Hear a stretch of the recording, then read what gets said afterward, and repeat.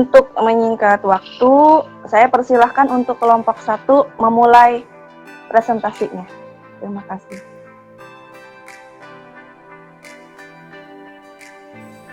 Oke, saya mulai ya Pak Sarif ya. Dari kelompok 1 mungkin saya membuka dulu ya Pak Sarif dan teman-teman yang lain. Oke. Bismillahirrahmanirrahim. Oh, Pak Nenek enggak. Bismillahirrahmanirrahim.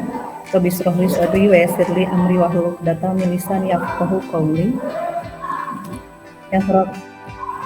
Yang terhormat Ibu Raja Ais Suherti sebagai fasilitator kita, yang terhormat PT kita Bapak Ugan dan Bapak Himawan, serta rekan-rekan guru penggerak angkatan 7 yang luar biasa hebat. Izinkan saya untuk memberikan pembukaan terlebih dahulu dari kelompok ini yang terdiri dari Bapak Yuyun Sutejo, Bapak Didi, Ibu Eni Nurhaini, Bapak Sarif Hidayat. Sebagai presenter nanti Ibu Wiwin Winarti dan saya Neneng Jan Handayani sebagai pembuka acara. Agenda yang sebelum dipaparkan presentasi, mungkin ada yel-yel terlebih dahulu dari kelompok kami yang akan dipimpin oleh Bapak Yuyun Sutejo. Mangga. Nah, silakan. Apa tuh? Terima kasih Ibu Neneng untuk waktunya. Nanti kita akan presentasi seperti ini, Bu, Bapak Ibu. Gimana? Jadi nanti ada tepuk tangan. Tepuk tangan yang pertama itu tepuk tangan yang pertama. Nanti ada tepuk tangan yang kedua. Nggak kelihatan, diulang. Tepuk tangan yang pertama seperti ini. Ke paha dulu. Tepuk tangan yang kedua, ya ke paha, ke tangan, klik kanan, klik kiri. Oh, 3. 1, 2, 3. 4. Oh, ini. Oke. Ya. 1, 2, 3, 4. Nah, nanti ada tepuk tangan yang kedua. Tepuk tangan yang kedua, ke paha lagi. 1, 2, 3. 1, 2, 3. 2 kali. 1, 2, 3, 4. 2 kali, Ibu. 2 kali. Begini, nanti pada hari Minggu turut ayah ke kota, hari dengan istimewa duduk membuka, duduk samping paku sirih bekerja. Bisa? Pabelit. Latihan. Sok, mangga. Kita mulai 1, 2, 3. Pada hari Minggu turut ayah ke kota, hari dengan istimewa duduk muka, duduk samping aku yang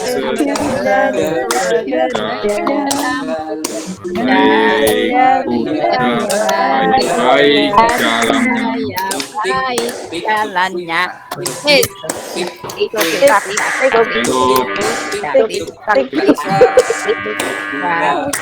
Itu Ibu.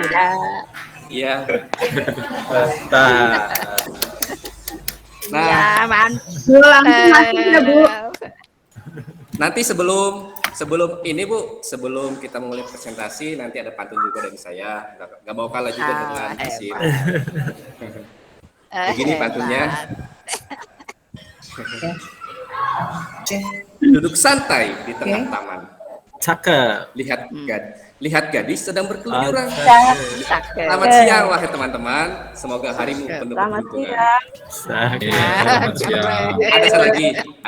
Satu lagi. Terbanglah pasir, angin meniup. Embun menetes di atas kuncup. udara siang segar dihirup. Kita bersyukur Ah. hari itu. Alhamdulillah. Cakep. Alhamdulillah Rabbil Terima Alamin. kasih Pak Yuyun.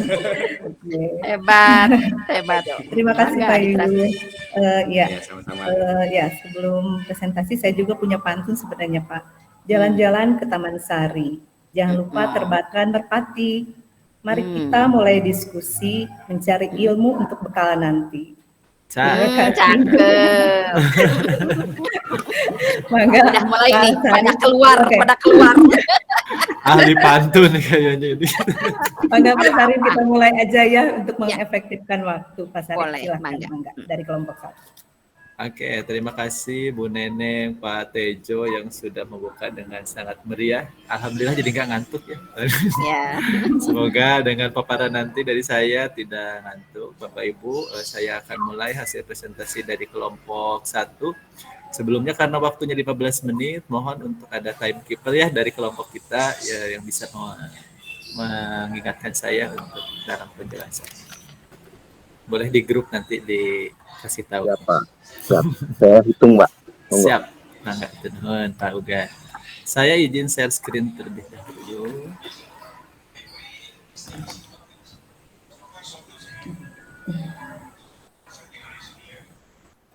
Ibu izin off kamera ya. Terlihat, teman-teman? Terlihat. Oke, terima kasih. Sebelumnya kami dari kelompok 1 terdiri dari CGP Kota Bandung dan Indramayu ya 3.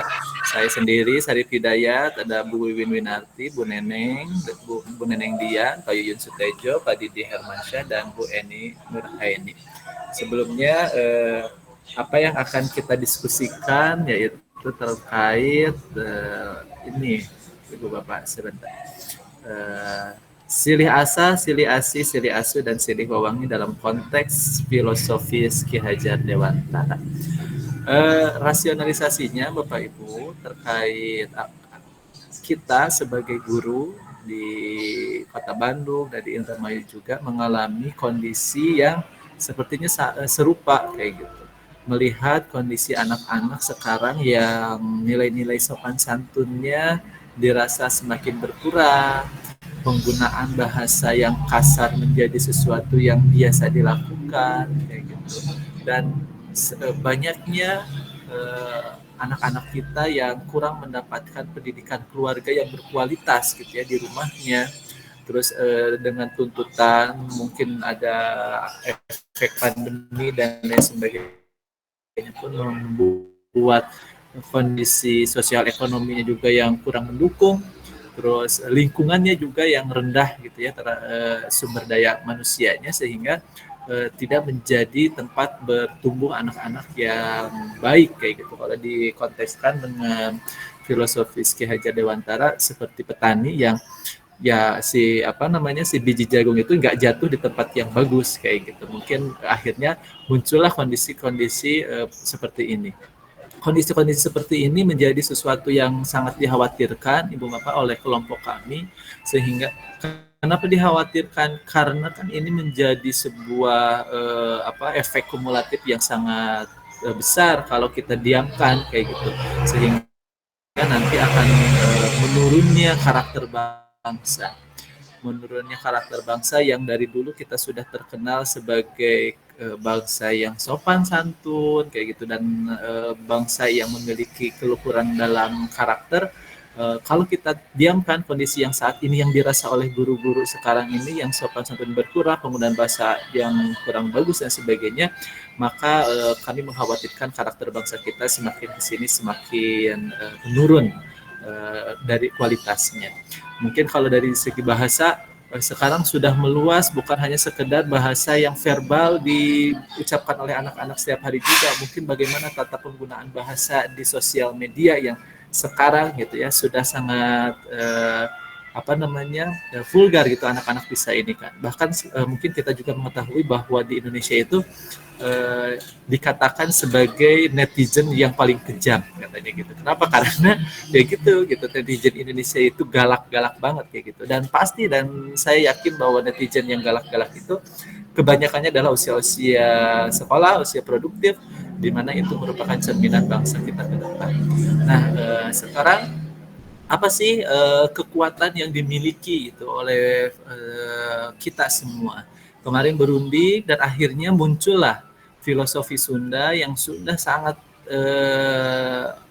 familiar kita ketahui kayak gitu. Bahkan ini dianggap sama kelompok kita ini sesuatu yang menjadi kekuatan banget gitu. Kenapa? Karena filosofi silih asa, silih asi, silih asi, silih asa, silih asu dan silih hawangi ini sudah ada dari zaman Prabu Siliwangi dulu kayak gitu. Karena dalam kehidupan kerajaan pada saat Prabu Siliwangi itu ternyata konsep ini yang menjadi kekuatan kerajaan tersebut gitu, sehingga filosofi Sunda ini gitu menjadi sebuah kekuatan yang kita rasa bahwa ini yang bisa menjawab gitu, apa yang menjadi kekhawatiran kita di awal tadi. Mungkin pasti semuanya sudah mengetahui apa itu silih asa, silih asi, silih asa, silih asu, silih hawangi, tapi izinkan saya untuk mereview kembali apa itu silih asi, silih asa, silih asu, dan silih hawangi. Yang kita ketahui Bapak Ibu, silih asih itu kan saling mengasihi atau saling menyayangi.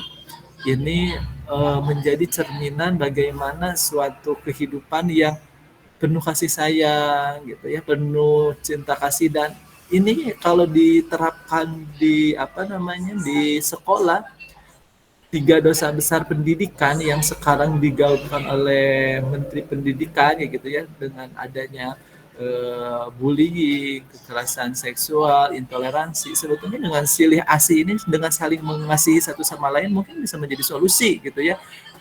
Bagaimana sebetulnya kita filosofi lokal itu sudah mempunyai kekuatan yang sangat besar untuk menjawab 3 dosa besar pendidikan itu. Selanjutnya silih asa di sini tidak hanya sekedar menyayangi saja gitu, harus silih asa, saling memberikan pengetahuan gitu. Saling memberikan pengetahuan, membimbing anak-anak mungkin ya dengan kegiatan-kegiatan yang bisa meningkatkan potensi mereka. Terus mereka bertumbuh bersama menjadi pribadi-pribadi yang terus baik kayak gitu. Kenapa? Karena silih. Kalau silih itu bukan berlomba, bukan berkompetisi, akhirnya saling kayak gitu. Jadi dengan membangun silih asa ini, pengetahuannya pun kognitif anak-anak bisa saling naik, bertumpu pada satu orang saja. Selanjutnya ada silih asu.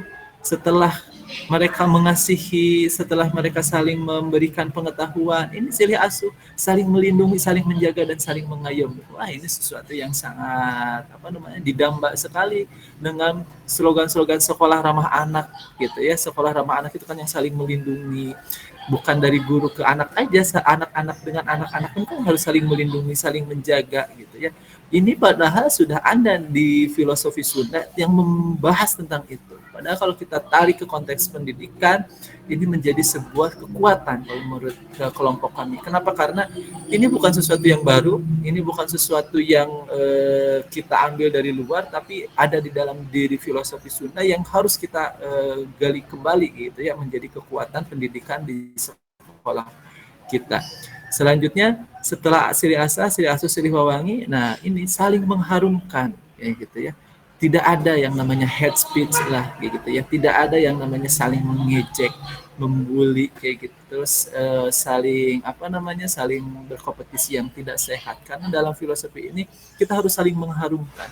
Ketika ada sesuatu yang kurang harum, ya harus diharumkan dengan teman-teman yang lain. Wah, ini menjadi filosofi yang menurut kelompok kami akan menjadi yang kekuatan besar kayak gitu ya, kalau kita tarik ini ke kelas-kelas kita. Dan sayangnya mungkin kayak gitu ya, si filosofi ini semakin sini semakin dilupakan kayak gitu. Dilupakan dalam artian karena kita kalau kata Ki Hajar Dewantara selalu mengambil sesuatu yang dari luar tanpa mempertimbangkan atau tanpa menggali yang ada di dalam terlebih dahulu. Padahal filosofi ini terkait bagaimana cara kita untuk mencegah kekerasan, bagaimana cara kita untuk mencegah bully, intoleransi, sebenarnya dari sini, dari filosofi Sunda ya gitu ya. Walaupun kita di Kota Bandung bertiga dan di Indramayu masih Jawa Barat juga, ini sebetulnya kekuatan yang sangat besar yang bisa kita bawa ke kelas untuk meningkatkan karakter anak gitu ya, karakter peserta didik kita, di mana yang sudah dikeluhkan tadi di awal gitu, bahwa ternyata karakter anak-anak ini semakin kesini semakin kurang gitu, dalam artian kurang, bukan kesalahan mereka gitu ya, kalau dari filosofi pendidikan Ki Hajar Dewantara kan bukan salah mereka, mungkin kita kurang menuntun kayak gitu ya, mungkin kita kurang mengasah mereka, atau mengasuh mereka. Nah mungkin dengan kita tarik ini, bukan mungkin lagi sih kalau menurut saya, pasti gitu ya, kita akan menjadi sesuatu progres peningkatan karakter yang semakin bagus gitu. Nah ini mungkin kesesuaian dengan filosofis KHD-nya mungkin tadi sudah saya singgung-singgung juga.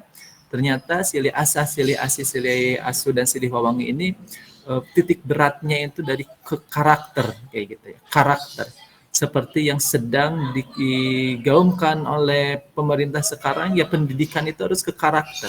Karakter profil pelajar Pancasila. Nah, profil pelajar Pancasila kita analisis lagi dengan silih asa, silih asi, silih asa, silih asu, dan silih wawangi, itu profil pelajar Pancasila banget gitu ya. Kenapa? Karena bisa mendukung keenam profil pelajar Pancasila dengan filosofis yang sudah dipaparkan tadi. Yang selanjutnya ini berasal dari lokal gitu. Kalau berasal dari lokal, kita tidak akan jauh harus belajar kemana kayak gitu.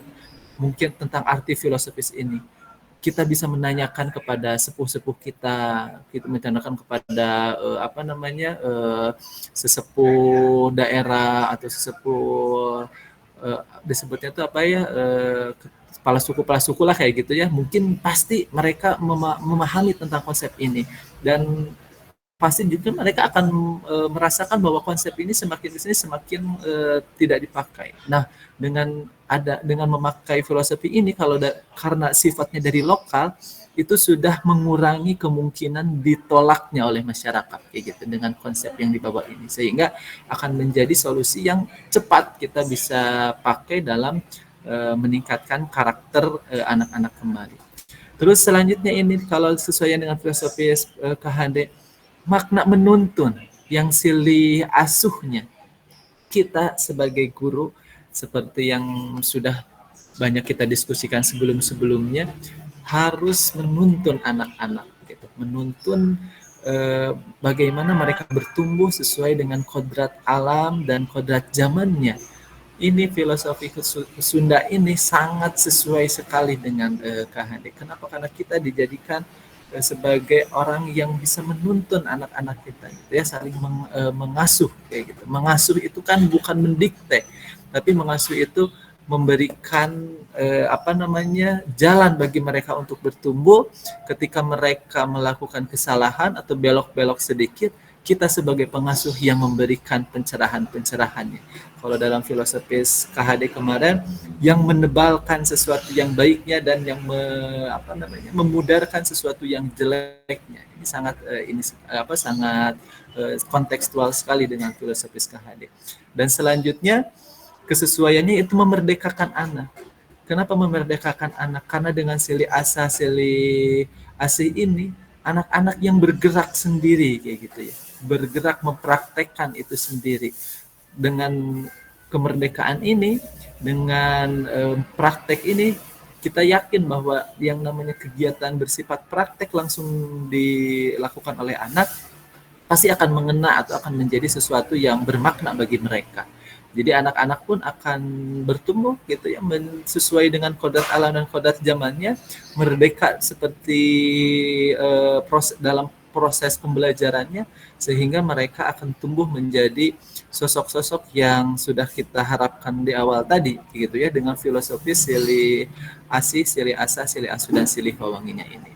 Mungkin bagaimana ini yang selanjutnya yang harus kita diskusikan gitu ya, membawa konsep ini ke dalam kelas-kelas kita. Mungkin ya karena materi dan lain sebagainya harus saling dalam proses metode pembelajaran dan lain sebagainya, konsep-konsep ini harus kita filosofis ini harus kita sosialisasikan dengan bukan sosialisasi materi-materi seperti itu, tapi kita memberikan contoh kepada anak-anak kita bagaimana menjadi seorang yang mengasihi, bagaimana yang bisa mengasah orang lain dan bisa mengasuh dan juga saling wawangi gitu ya, saling menutupi dalam keadaan teman atau ininya yang sedang tidak baik. Mungkin itu dari kelompok kami, Ibu Haji. Waktunya masih ada sih, 15 menit, tapi saya pengennya nanti di ruang diskusi yang lebih dibanyakkan agar hasil diskusi ini bisa mendapatkan saran dan umpan balik dari teman-teman semua. Mungkin itu saja Bu Neneng selaku moderator. Terima kasih. Assalamualaikum warahmatullahi wabarakatuh. Waalaikumsalam warahmatullahi wabarakatuh.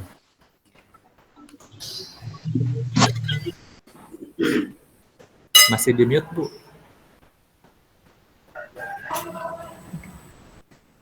Masya Allah, tabarakallah. Pak Sarip, terima kasih presentasinya yang mungkin bisa membawa pencerahan buat kita semua. Dan mungkin kalau untuk pertanyaan mulai sekarang atau gimana Pak? Apa sama Bapak Yuyun saja yang memimpin? Gimana Pak? Boleh sama Pak. Barangkali ada tanggapan dari kelompok akan dibuat sama Pak Yuyun ya, pimpin sama Pak Yuyun. Ya, tanggapan dulu. Boleh. Tanggapan Baik, dulu dari kelompok Pak Yuyun. Terima kasih Bu Neneng untuk waktunya. Baik, rekan-rekan seperjuangan, saya mengambil alih dari Ibu Neneng untuk memandu jalannya diskusi yang ini. Tadi pemaparan dari kelompok kita seperti tadi, maka kita akan buka sesi tanya jawab. Silakan bagi rekan-rekan yang ingin menanyakan, nanti dari kelompok kami akan menjawabnya. Pertanyaan pertama dari siapa Bapak? Ibu? Dari Ibu Ayu. Silakan Ibu Ayu.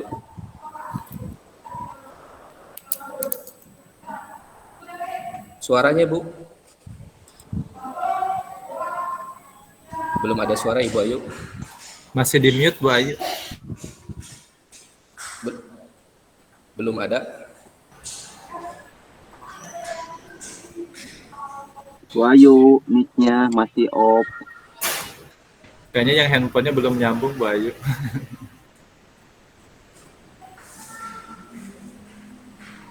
Ya, ada waktu 15 menit lagi ya, Pak. Siap, Pak Ugan.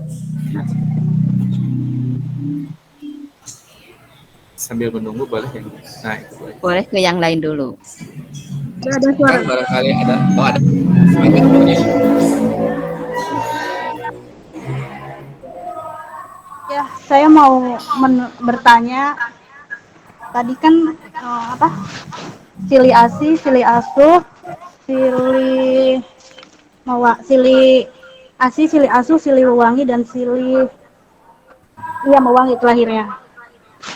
Nah, saya mau bertanya bagaimana menyikapi jika ada siswa kita sekolah kami gitu yang terlibat tawuran ataupun ribut sama sekolah lain, apakah itu kesalahan peserta didiknya, karakter peserta didiknya, atau kesalahan pihak institusi sekolahnya, dan apakah harus ada penanaman soft skill karakter peserta didik yang lebih, atau emang ya itu kan tadi berkaitan ya dengan yang silih asih, kita harus mengasihi, silih asuh, kemudian silih mewangi, jadi kita harus membawa nama baik sekolah gitu.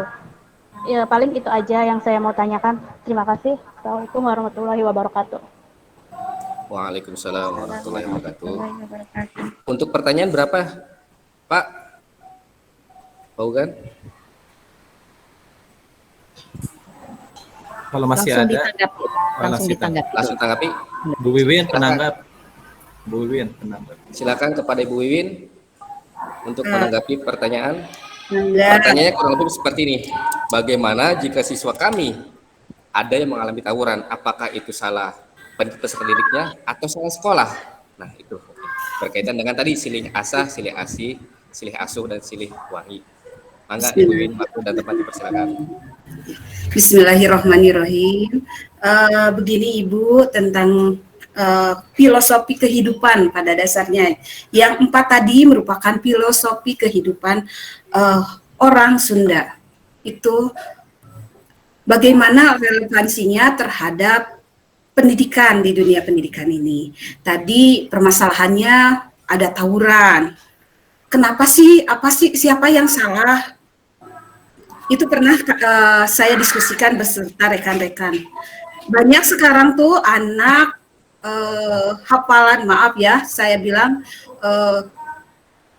teori agamanya lancar, terus PKN-nya apal gitu. Tapi kenapa berantem juga? Kenapa tawuran juga? Kembali lagi di pendidikan ada pendekatan personal approach, yaitu bagian dari realisasi dari silih asuh tehnya menuntun, silih asa menuntun juga di dalamnya ada. Nah, bukan kesalahan kita, bukan kesalahan, tapi ini adalah sesuatu yang harus kita pikirkan bersama. Ada apa nih? Nah, saya hanya ingin mengembalikan, apakah selama ini kita mengajar dengan hati, atau apakah kita hanya mengajar hanya sebagai transfer ilmu dan memberikan paparan ini salah, itu yang bagus tuh seperti ini. Nah, karena berbeda ketika mengajar dengan hati adalah ada dialog pendekatan pribadi dengan siswa untuk membuka kesadaran dirinya, membuka hatinya. Itu agak sedikit berbeda. Ada extra time yang perlu kita punya kalau sebagai wali kelas. Nah, wali kelas itu adalah ujung tombak untuk melakukan hal itu. Jadi we cannot deliver knowledge, we cannot only transfer knowledge and then let it go, no, gitu ya. Terus mengenai tentang apa sih namanya tadi akhlak sikap dan seperti itu, kita tidak bisa juga, kita terlalu banyak kata jangan. Kadang-kadang dengan kata jangan juga itu membuat diserap dengan anak ada sesuatu yang kurang baik gitu. Akhirnya apa? Ada pendekatan-pendekatan yang silih asih yang menjadi dasar kita. Itu adalah pendekatan dengan hati. Kita coba jadi kalau menurut saya bagaimana itu salah siapa? Bukan salah siapa-siapa. Ayo mungkin lebih tepatnya ayo kita perbaiki bersama. Kita komunikasi dengan orang tua juga, karena pendidikan bukan hanya sekolah. Ada kalau di program di sekolah saya ada parenting gitu ya.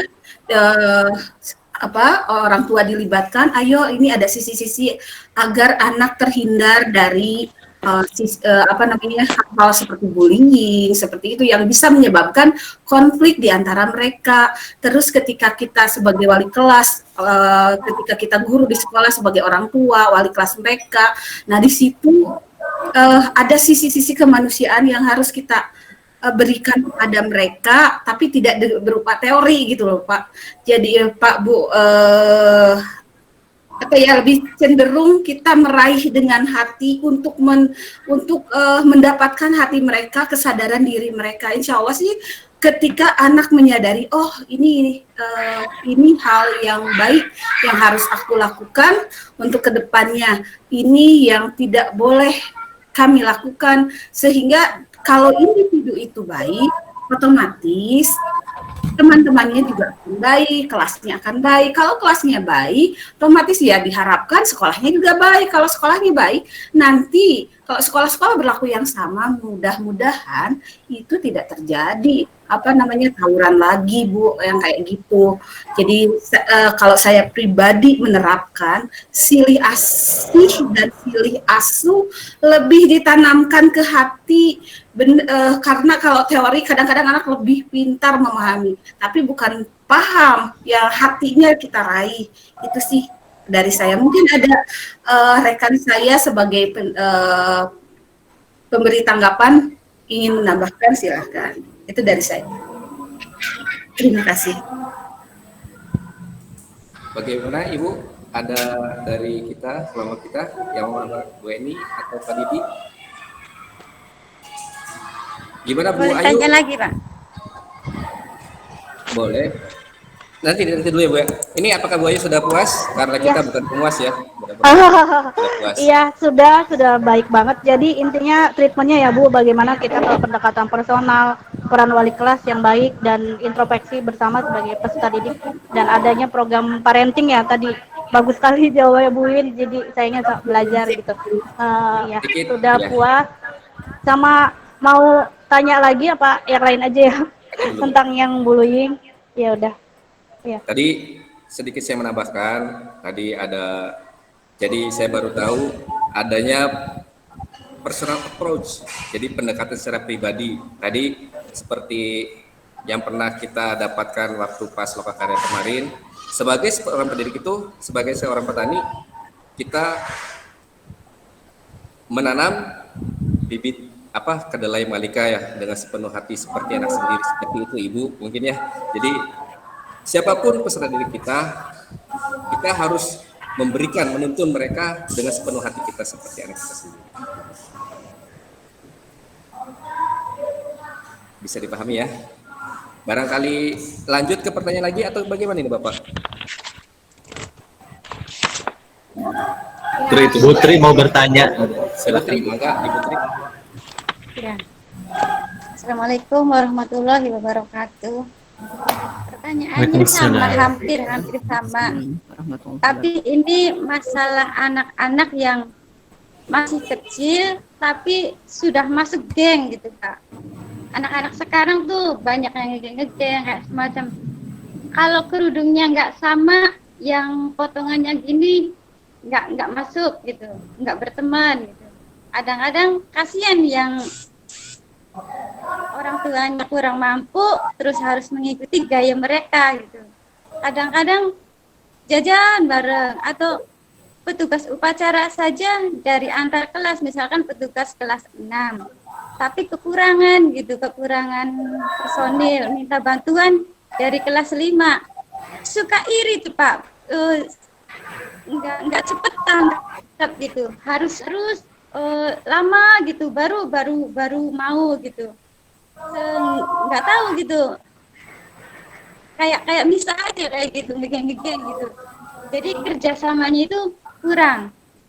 Bagaimana tuh Pak untuk mengatasi kesulitan seperti itu?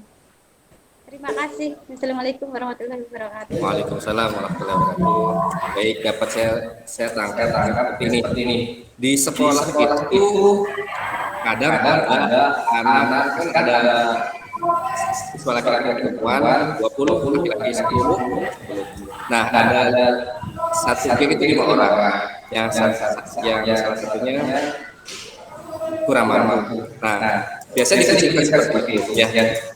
Mangga pertanyaannya Ibu Tri, saya sarankan ke Ibu siapa? Pak Sarif atau ini barangkali?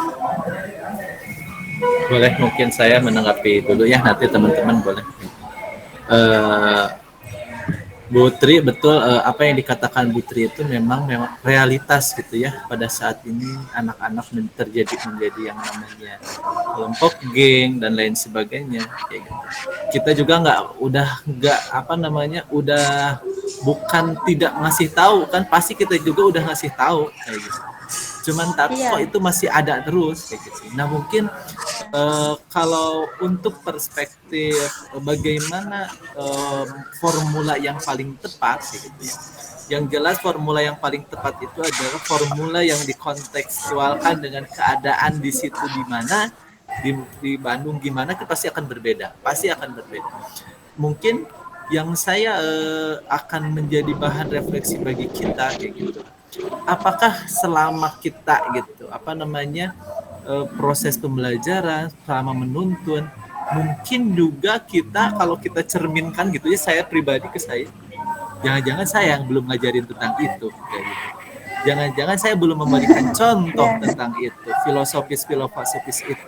Sehingga anak, apalagi anak yang bisa dikatakan tingkat bawah gitu ya. Kemarin juga di tulisan Ki Hajar Dewantara yang di 3 artikel itu, anak bawah mah kan harus dikasih contoh gitu, kita yang mencontohkan, terus anak mengikuti gitu ya, dengan yang disebut sebagai proses pembiasaan. Nah mungkin kayak gitu ya, kita sebagai sekolah yang berada di Jawa Barat melupakan tentang konsep silih asih ini yang harus kita jadikan, yang bukan hanya sekedar ucapan peribahasa aja, tapi harus dikonkretkan gitu loh dalam bagaimana kita mengelola kelas kita kayak gitu. Ketika ada teman tadi Pak Yuyun juga ada yang kurang mampu, terus akhirnya mereka malah jadi terasingkan. Berarti kan gimana nih cara kita mengkonkretkan silih mengasihinya gitu dalam kegiatan pembelajaran kita, sehingga agar tidak ada yang merasa terasingkan kayak gitu. Dan ketika ada geng kayak gitu loh, apakah geng itu saling mengasuh apa enggak nih gitu. Kalau geng, kalau menurut saya, kalau kelompok sosial, yang saya tahu kelompok sosial itu pasti akan selalu ada kayak gitu ya, karena kita juga berteman dengan teman yang sefrekuensi gitu ya, pasti gitu. Tapi ketika kita berteman dengan teman yang satu frekuensi itu, saling mengasuh enggak, selain kepada antar anggota kelompok kita dan kelompok lain kayak gitu. Sebetulnya ya itu memang realitas gitu loh, bahwa ada kelompok-kelompok sosial. Cuman yang harus kita tambahkannya itu terkait mengasuhnya gitu. Bagaimana kalian kalau menjadi seorang anggota kelompok ekskul A, biasanya kan kayak gitu Bu ya, kalau di sekolah saya karena tingkatnya SMP, ekskul A dengan ekskul B malah jadi kompetisi. Padahal kan harusnya saling mengasuh. Ekskul A makan kesenian, ini kan olahraga. Harusnya saling mengasuh dong kayak gitu, gimana caranya. Nah mungkin ini yang harus dijadikan sebagai bahan refleksi untuk kita semua.